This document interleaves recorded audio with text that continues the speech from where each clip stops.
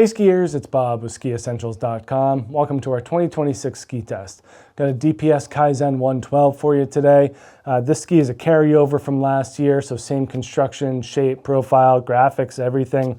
And I feel like if you kind of told me to close my eyes and picture a DPS ski, the Kaizen 112 in this colorway would just pop right to the forefront of my mind. This is like prototypical DPS. It is carbon powered. It is dramatically rockered and profiled. It has a short turn radius. It's expensive. There's a lot of just pure powder enjoyment that comes along with this ski. All of those things I feel just directly fit right into DPS's character and kind of their ultimate ski. If they could, sat down in a lab and made a ski, I think this is what would come up. And it is an absolute blast in softer snow.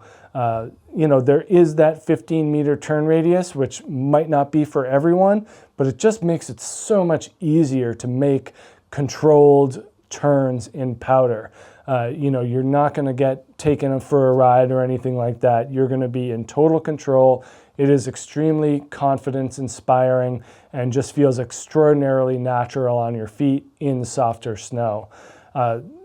It's interesting because carbon-powered skis like this don't always feel intuitive or supernatural, especially when you first get on them. The caveat here with the 112 is that you do need to be in fresh snow in order to kind of get that natural feeling.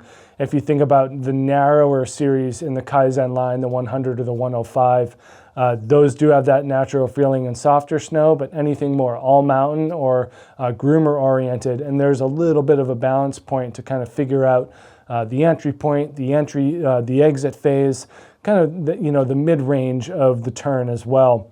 Whereas the Kaizen 112, if it's existing in its intended habitat, feels totally intuitive and natural.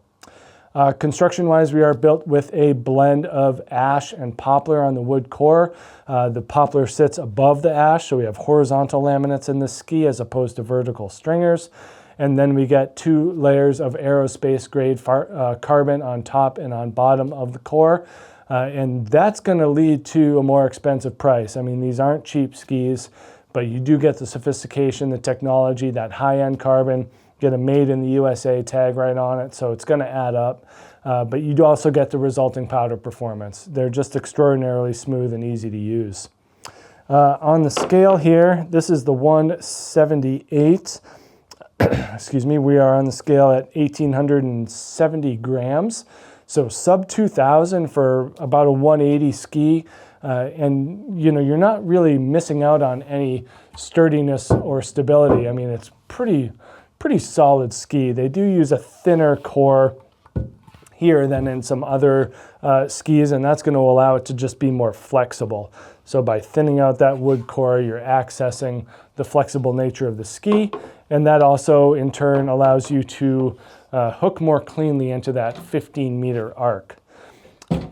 In order to achieve that 15-meter shape, they have to be pretty dramatic with their rocker profile and their tapering of the ski, really kind of reducing all of the side cut more into the middle as opposed to having a longer, more extended side cut. So it just becomes more dramatic, especially at a 112, where we see just this enormous amount of tip rocker, just a massive splay here at the end, and then a lot of taper. That taper just brings all the way down, widest part's right about here. So you're really skiing that side cut in the very middle, and just a unique feel to the ski for sure. Long tail rocker, not nearly as dramatic in terms of splay, but we do get that taper brought down into the tail, and that just allows for easier mobility and clean turning and steering through the back of the ski. But yeah, lots of drama in that profile. I mean, this is prototypical DPS look here.